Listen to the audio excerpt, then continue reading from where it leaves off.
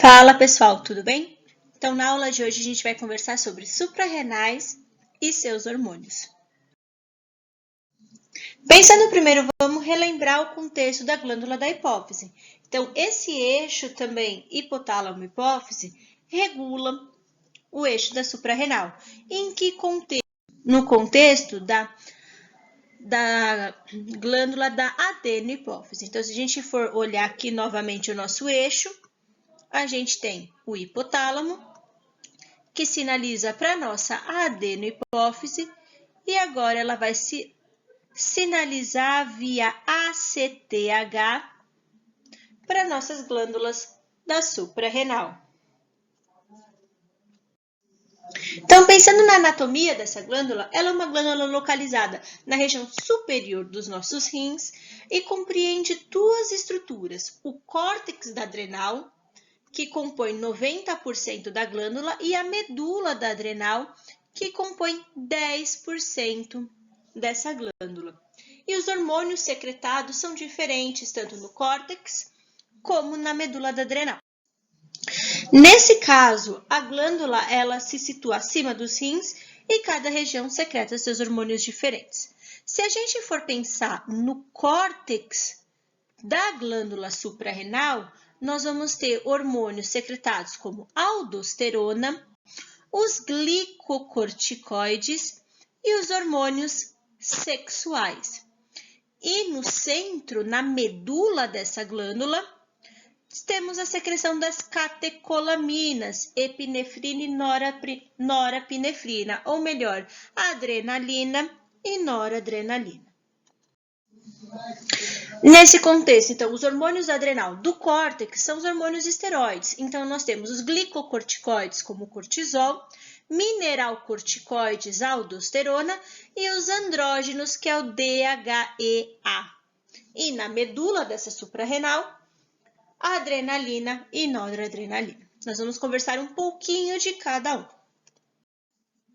Então, primeiramente, começando com o hormônio aldosterona, ele tem ação no metabolismo do sódio e do potássio, auxilia no ajuste do volume sanguíneo, na regulação da pressão arterial e promove a excreção dos íons H+.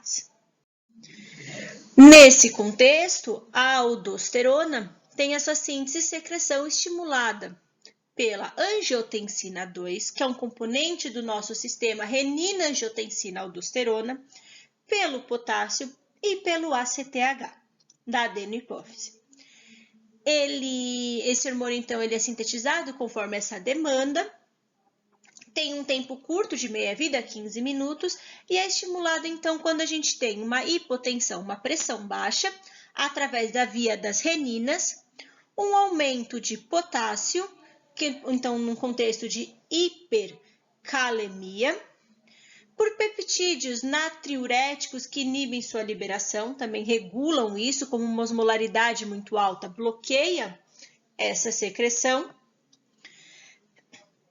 E tem como tecido-alvo essas vias, nós temos o ducto coletor renal. Então, lá no nosso néfron, que esse hormônio vai atuar. Então, no córtex, essa estimulação do córtex da suprarrenal secreta, então, o hormônio aldosterona. Ele vai atuar, então, nas células pela do ducto coletor, fazendo com que aumente a reabsorção de sódio e aumente a secreção de potássio. Aí, neste contexto, esse hormônio, então, vai atuando ali. Então, olhem aqui comigo em 1. Em 1, a aldosterona liga-se a um receptor citoplasmático, então, seu receptor dentro dessa célula P aqui. Ok? Em 2, esse complexo hormônio e receptor inicia a transcrição gênica dentro do núcleo da célula. Em 3, essa transdução, então, faz a síntese proteica e formam novos canais de bomba na membrana dessas células. As proteínas, então, induzidas pela aldosterona modulam esses canais de bomba existente, para que o resultado nesse contexto é a maior reabsorção de sódio e uma maior eliminação, secreção de potássio na luz do néfron para a formação da urina. Essa renina também, essa aldosterona, ela entra no complexo renina-angiotensina-aldosterona com o intuito, então, de regular a pressão arterial, aula vista num contexto de hipo e hipertensão. Então, nessa etapa, o que nós temos? Nós vamos ter o sistema renina-angiotensina atuando para regular essa pressão arterial. Então, a angiotensina, ela é uma proteína precursora.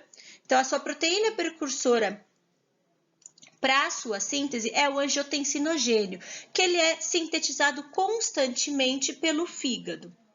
Esse angiotensinogênio é a enzima inativa ainda.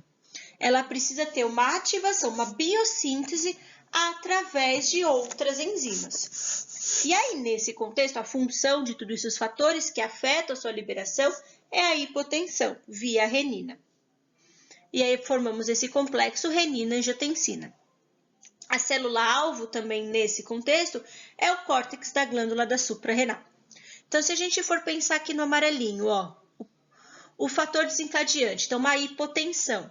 Essa hipotensão, então, se a gente for olhar só exatamente o complexo renina-angiotensina-aldosterona, vai o efeito direto nas células granulares da arteríola aferente. Com isso, esse estímulo induz a síntese da enzima renina.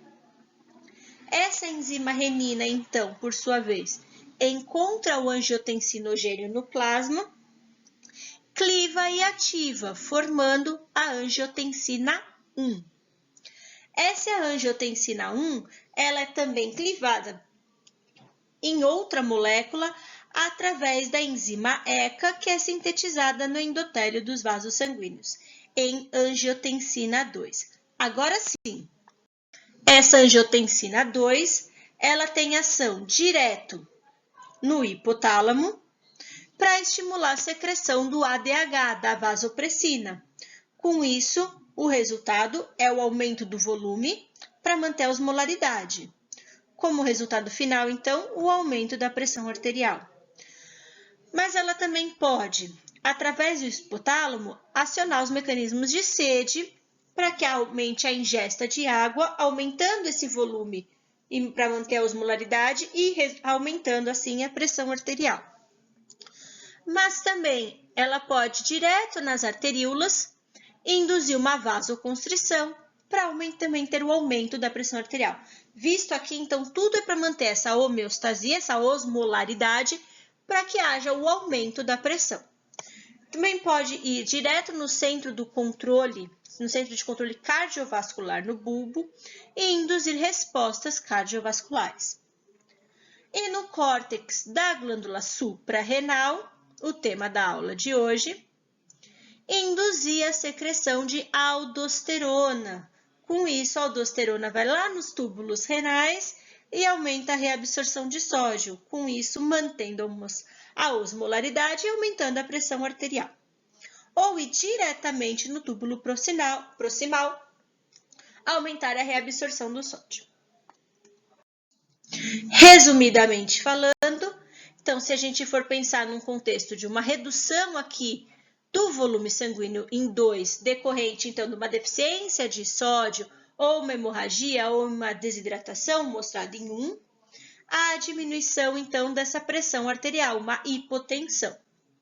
Essa hipotensão, então, é um sinal para as células justaglomerulares dos rins secretar a renina, que encontra na circulação o angiotensinogênio secretado do fígado constantemente. Esse, então, resumidamente falando, cliva e ativa a angiotensina 1. Essa encontra, então, a enzima ECA, que irá clivar e converter agora em angiotensina 2. Como visto nos outros slides, a angiotensina 2, então, pode vir direto aqui no córtex da suprarrenal, induzir e elevar a secreção de aldosterona. A aldosterona agora, então, vai direto lá nos rins e eleva a reabsorção de sódio, água, secreção mais acentuada de potássios e íons H+ na urina. Ou pode direto fazer a vasoconstrição das arteríolas para ter o aumento, então, da pressão sanguínea, consequentemente, o aumento do volume sanguíneo. Já as catecolaminas, que são da medula do córtex da medula da suprarrenal, elas são, então, derivadas de aminoácidos, então derivadas da tirosina. E nesse contexto, são neurócrinos, são neurônios que estão presentes na medula da suprarrenal, que secretam esse neurotransmissor em forma de hormônio. Então, a gente tem um neurônio pré-ganglionar simpático que se liga dentro da medula da suprarrenal. Então, nesse contexto, as células cromafin é um neurônio pós-ganglionar simpático modificado, que através do estímulo do neurônio pré-ganglionar induz a secreção, então, dos neurohormônios, adrenalina e noradrenalina. Então, eles são um contexto neurócrino. E aí, essa noradrenalina e adrenalina caem na corrente sanguínea e tem como alvo diversos tecidos. Quais são as condições que a gente tem a estimulação justamente desses neurônios para que haja secreção adenomedular da adrenalina? A proporção é sempre de 4 adrenalinas para 1 noradrenalina. Então, as condições de estímulo aqui é a hipoglicemia, um traumatismo ósseo, dor, hipóxia, hemorragia, atividade física e exposição ao frio. E o que essa adrenalina faz? Qual é o estímulo dela? Quais são as suas ações? Então, essas catecolaminas, elas atuam no metabolismo dos carboidratos, elas são catabólicas, então aumentando a glicose plasmática, por isso o contexto de uma hipoglicemia ela é estimulada. Também é uma glicólise muscular, então a glicose lactato, a gliconeogênese. No metabolismo lipídico, também catabólico, então causa a lipólise, então a quebra dos ácidos graxos livres e glicerol na circulação. É anabólico no metabolismo proteico, então há síntese proteica no músculo esquelético. Aumenta o metabolismo basal, então a produção de calor, por isso também que ela é estimulada no frio. Sistema cardiovascular aumenta a frequência cardíaca e a força de contração, uma vasodilatação das coronárias e da musculatura esquelética e uma vasoconstrição da pele e das vísceras. No sistema respiratório, é um broncodilatador e aumenta a frequência respiratória. Por isso que em alguns choques anafiláticos se toma essas catecolaminas para aumentar essa broncodilatação. Sistema digestório diminui a motilidade e as secreções gástricas, ocorre a dilatação das pupilas, uma sudorese plantar e palmar. Continuando nesses hormônios da adrenal, nós temos também os andrógenos adrenais, a desidroepiandrosterona e a androstenodiona, ou conhecidos como DHEA, os dois hormônios juntos. Eles atuam, então, durante a pré-puberdade, a fase no contexto da pré-puberdade. E eles induzem principalmente a adrenal no feto, secreta grandes quantidades desses hormônios andrógenos, o qual é convertido em estrógenos pela placenta. Já após o nascimento, a produção desses hormônios cai drasticamente, permanecendo assim durante a infância. Agora, quando essa criança ela entra naquela pré-puberdade, que é por volta dos 7 anos, a glândula da suprarrenal começa a produzir ou volta a aumentar a sua secreção de DHEA. E aí, durante esse período, esse hormônio é convertido nos andrógenos ativos, os quais estimulam o crescimento dos pelos axilares e pubianos em meninos e meninas, antes da função das gônadas nesse contexto. E aí, quando o menino, o testículo assume esse papel na secreção desses andrógenos, na secreção da testosterona, essa glândula não tem tanto efeito agora nos homens. Então, no homem adulto, esse tipo de hormônio tem pouco efeito. A testosterona mais ativa é a vinda, a convertida ali, secretada pelos testículos. Já na mulher, é a principal fonte de andrógenos, nos quais são convertidos em testosterona nos tecidos periféricos. E é justamente importante para o desenvolvimento da libido e dos pelos axilares e pubianos. Já retornando para o eixo hipotálamo, hipófise adrenal, a gente tem agora o cortisol. Então, se a gente for pensar quais são os estímulos que aumentam a secreção desse CRH, desse hormônio liberador de corticotrofinas, é o estresse físico, um estresse emocional, dor, frio e uma hipoglicemia.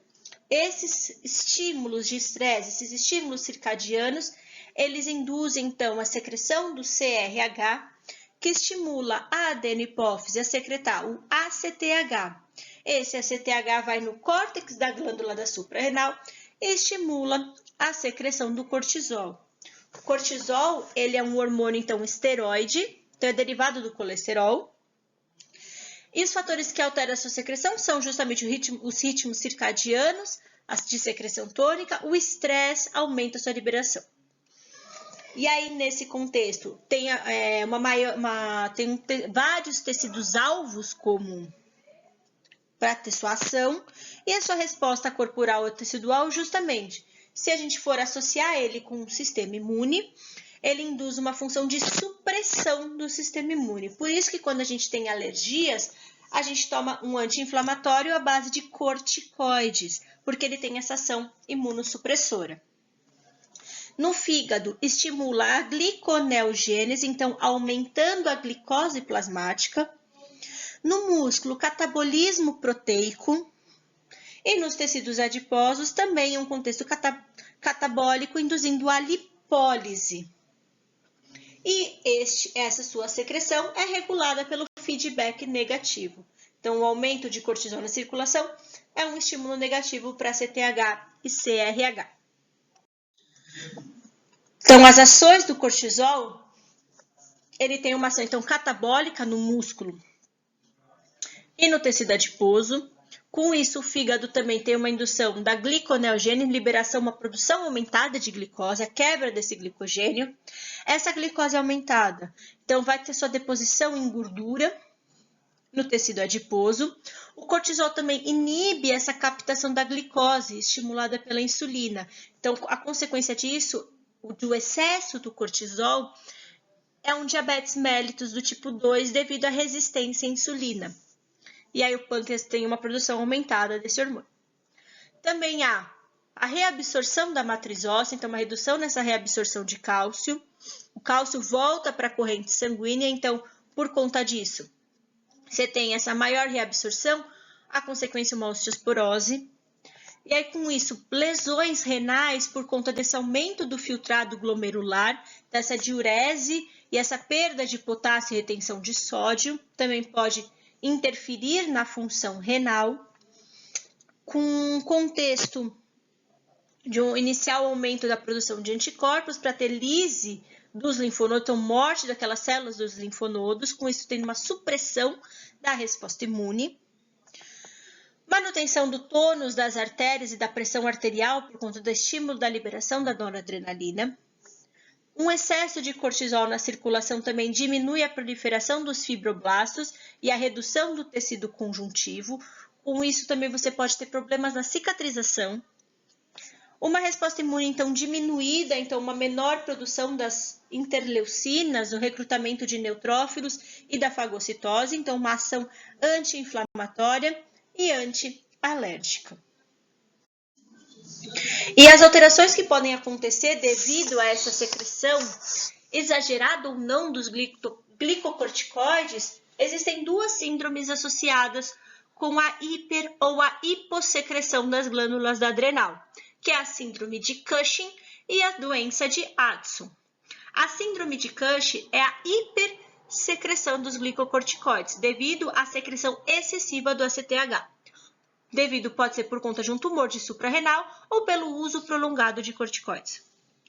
Já a doença de Addison é uma secreção inadequada de glicocorticoides, então uma hipossecreção desses glicocorticoides e mineralcorticoides, levando agora, no caso de uma hipoglicemia, um desequilíbrio de sódio e potássio, uma hipotensão, desidratação, uma perda rápida de peso e uma fraqueza generalizada.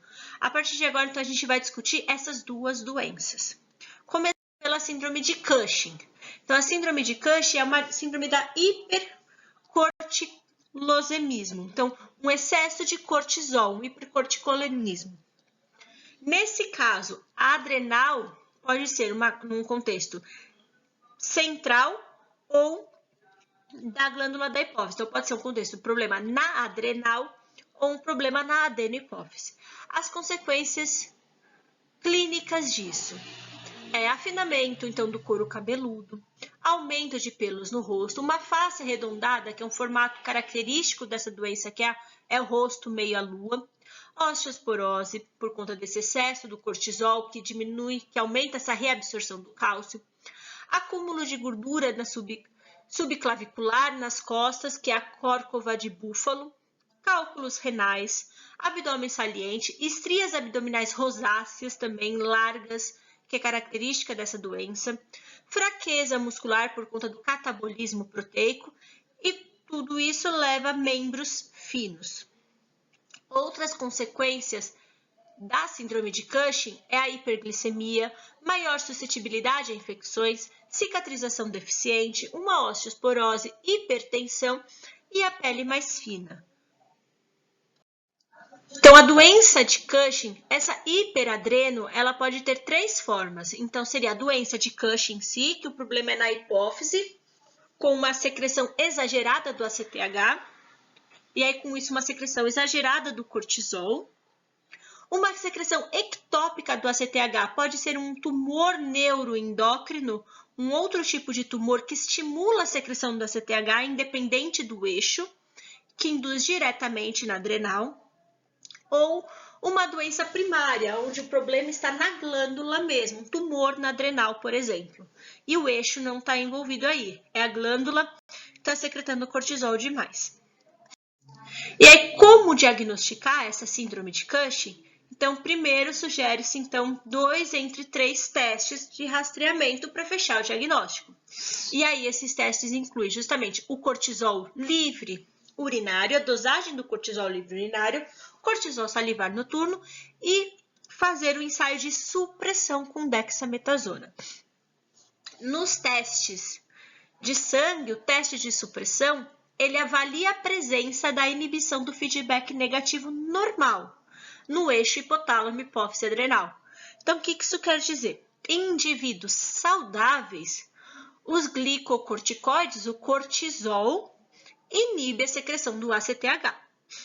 E aí, de modo, então, que se a gente administra um cortisol, a dexametasona, no período noturno, tem que resultar na supressão do cortisol na manhã seguinte, porque a gente teve um feedback aí.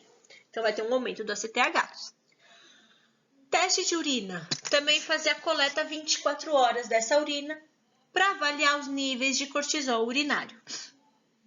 Normalmente, essa coleta é a partir da primeira urina da manhã e continua até a primeira urina da manhã seguinte. E aí, nesse contexto, há as medições de volume urinário e secreção de creatinina para poder ajustar esses dados de coleta. Então, caso tenha alterado o volume urinário e a secreção da creatinina, tem que ver os casos de coleta excessiva ou coleta insuficiente. Tem que ser analisado também esses parâmetros. Já então, para determinar a causa da doença de Cushing, da síndrome de Cushing, existe um teste de sangue. Então, agora é medir justamente o ACTH plasmático. É a melhor forma de distinguir qual tipo de doença. Então, digamos que se esse ACTH ele estiver normal ou elevado, precisa primeiro fazer uma ressonância magnética da hipófise. Em seguida, o que tem que ser feito? Uma amostragem do seio petroso inferior, através de exames de imagem, ou fazer um ensaio de supressão, dar 8 mg de dexametasona ou do hormônio CRH. A partir daí, sendo positivo, viu que essa deficiência, justamente essa alteração, é no eixo ACTH ou é um ACTH ectópico? Primeiro, se for do eixo mesmo, é a doença de Cushing, então tem que ser direcionado ao tratamento. Agora, se for o ACTH ectópico, precisa fazer mais exames de imagem para verificar onde está a lesão e, em seguida, fazer o tratamento. Agora, se os níveis de ACTH não são detectáveis ou tão normal, independente do estímulo que aconteceu ali, o estímulo com a dexametasona, tem que ser feita, obter imagens da glândula adrenal para verificar se existe lesão na adrenal ou não. Se houver a lesão, cirurgia para remover essa parte da glândula. O tratamento é direcionado, então ele é direcionado contra, se for a hipófise, pode ser feito cirurgia, então radiação, cirurgia ou medicamento. Então, nesse contexto, se o problema for na hipófise, então faz cirurgia total ou focada, cirurgia transfenoidal, ou usando medicamentos, agonistas da dopamina contra agonistas da somatostatina. Mas também, se a produção de cortisol na adrenal, a gente pode também induzir aí uma adrenalectomia bilateral ou com medicamentos, metirapona, cetoconazol, etomidato. Ou também a gente pode atuar em receptores dos glicocorticoides, com a mifepristona. Só que o que acontece? Essa é uma doença que traz doenças acessórias juntas. Então, além de tratar o problema, a síndrome de Cushing, tem que ser tratadas as comorbidades adquiridas por conta dessa doença, como o diabetes mellitus, uma hipertensão, a osteoporose, o hipogonadismo, anormalidades psiquiátricas e cognitivas. Já a síndrome de Addison, a doença de Addison, ela é uma insuficiência adrenal, um hipocortisolismo. É uma insuficiência primária. Quando fala primária na glândula suprarrenal, ou pode ser secundária, um problema na hipófise. E aí, nesse caso, se o problema for na glândula, a glândula é responsável justamente pela secreção dos hormônios do cortisol, das catecolaminas e dos mineralcorticoides. A característica de uma pessoa com a doença de Addison é o vitiligo, concentração de pigmentos nos seios, nas dobras e cicatrizes, então nas mucosas também é bem comum, uma hipotensão arterial, perda de peso, anorexia e desidratação e uma fraqueza muscular. Então, nesse caso, ocorre uma atrofia da glândula suprarrenal, fazendo que, por vezes, ela não produza os hormônios na quantidade necessária, suficiente para as nossas necessidades fisiológicas. E aí, lembrando, então, que o cortisol ele é importante para o metabolismo de carboidrato, de proteínas, de lipídios, e a aldosterona é um mineral corticoide responsável pela homeostasia do sódio e do potássio e pelo equilíbrio eletrolítico. Então, se esses dois hormônios estão desbalanceados ou em baixa na nossa circulação, nós temos problemas associados com as suas funções. Então, as causas, ela pode ser provocada várias vezes como uma doença autoimune, então uma adrenalite autoimune, doenças infecciosas e granulomatosas, como a blastomicose e a tuberculose, e alguns tipos de tumores, doenças neoplásicas. E em pacientes imunodeprimidos, portadores do HIV, então portadores já da AIDS em si, pode ser devido a algumas infecções por citomegalovírus e fungos. Então, as manifestações clínicas aqui, num contexto primário, que seria na glândula da suprarrenal, fraqueza, fadiga, anorexia, desidratação, sintomas gastrointestinais, redução do crescimento, fissura por sal, uma hipotensão, dor muscular, um emagrecimento, uma hiperpigmentação cutâneo-mucosa e o vitiligo. Além de febre, redução de libido, calcificação auricular, distúrbios eletrolíticos. Se o problema for num contexto da hipófise secundário, então fraqueza, emagrecimento, ausência da hiperpigmentação cutânea, uma hiponatremia, hipoglicemia em crianças e sinais e sintomas de outras deficiências hormonais do eixo hipotálamo-hipófise. O diagnóstico da síndrome de Addison inclui 3 estágios a seguir. Primeiro, existe insuficiência na suprarrenal?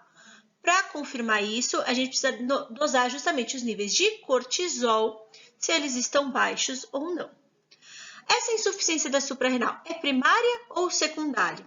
Para responder essa questão, precisa então determinar se a deficiência do cortisol é causada pela deficiência de ACTH e CRH ou por uma hipofunção primária da glândula. Então, com isso, a gente pode avaliar os mineralocorticoides, que não tem nada a ver com o eixo ACTH. E qual a etiologia dessa insuficiência da suprarrenal? E aí, nesse contexto, o último estágio, você tem que procurar a causa básica da doença. Ver se é por conta de uma infecção, se é por conta de uma neoplasia e por aí vai. Então, nesse caso, cortisol e ACTH plasmático.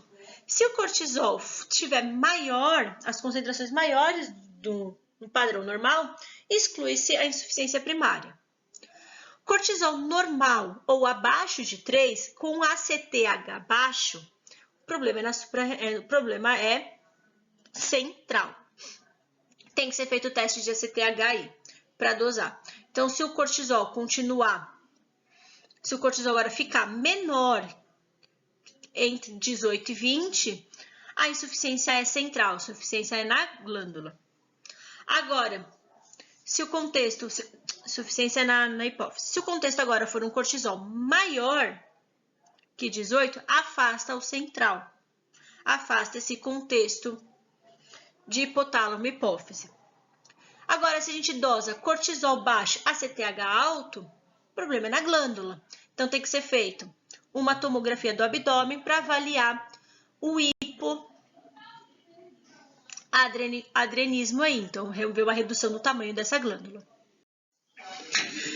Tratamento aqui. Tratamento com o paciente, primeiro, orientação. Tem que orientar o paciente ou familiar e ele portar consigo justamente mostrando a dose do glicocorticoide injetável nos casos de emergência.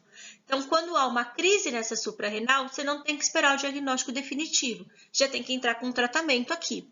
Então, além das coletas de sangue, fazer a reposição volêmica com soro fisiológico nas primeiras 12 e 24 horas por conta dessa perda hídrica, controlar a diurese e esses status volêmicos, pacientes com diagnóstico prévio, a administração de dexametasona intravenosa, e já em pacientes que estão em tratamento de glicocorticoides, qualquer preparação intravenosa pode ser utilizada. Tratamento de manutenção é baseado justamente na educação desse paciente sobre a sua doença, a reposição desses corticosteroides e mineralocorticoides e possivelmente dos andrógenos, caso necessário. E aí, nesse contexto, as condutas dos pacientes com insuficiência suprarrenal, em alguns casos de emergência. Então, nesse caso, uma crise de suprarrenal ou uma doença febril e estresse leve, administrar hidrocortisona. Então, a hidrocortisona ou dexametasona intramuscular, nesse caso. E aí, com o contexto de um estresse leve, não é necessário alterar a dose dos mineralocorticoides. Agora, se a gente for pensar num contexto, no tratamento e manutenção da insuficiência da suprarrenal, com uma terapia de manutenção, tem que ser feita então, a reposição desses glicocorticoides e monitorar os seus sintomas e a dosagem do ACTH para ver se está mantendo os níveis homeostáticos, os níveis plasmáticos. Então, se repõe com prednisona ou dexametasona por via oral. Reposição de mineralocorticoides para monitorar essa hipotensão, esse edema, esses potássio e a renina sérica.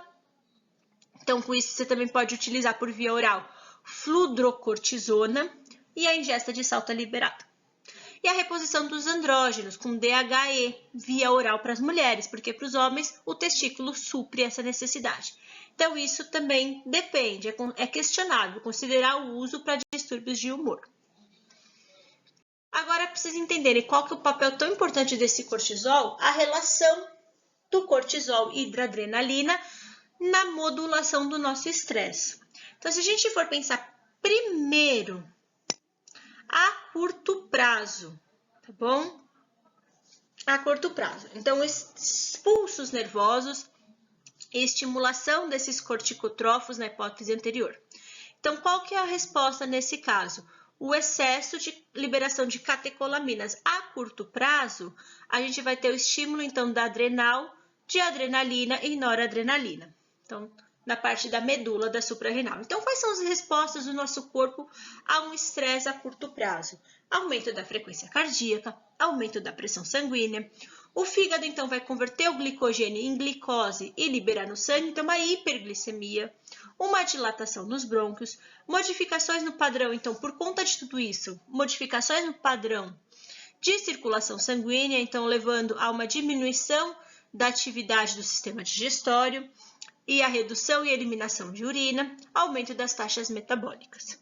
Agora, quando esse estímulo continua crônico, constante, o que acontece?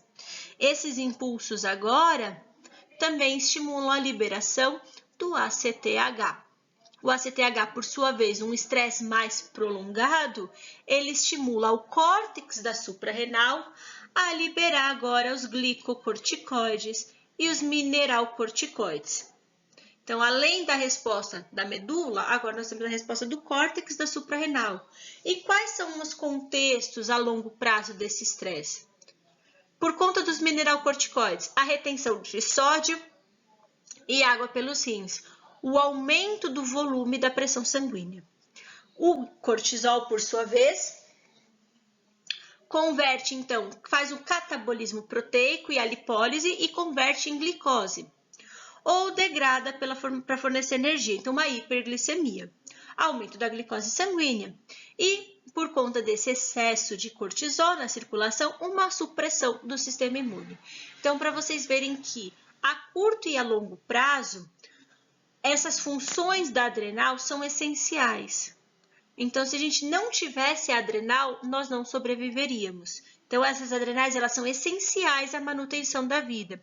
Os hormônios que são secretados pelas adrenais medeiam diversas respostas adaptativas do indivíduo, tanto para o estresse como para a regulação de outros sistemas.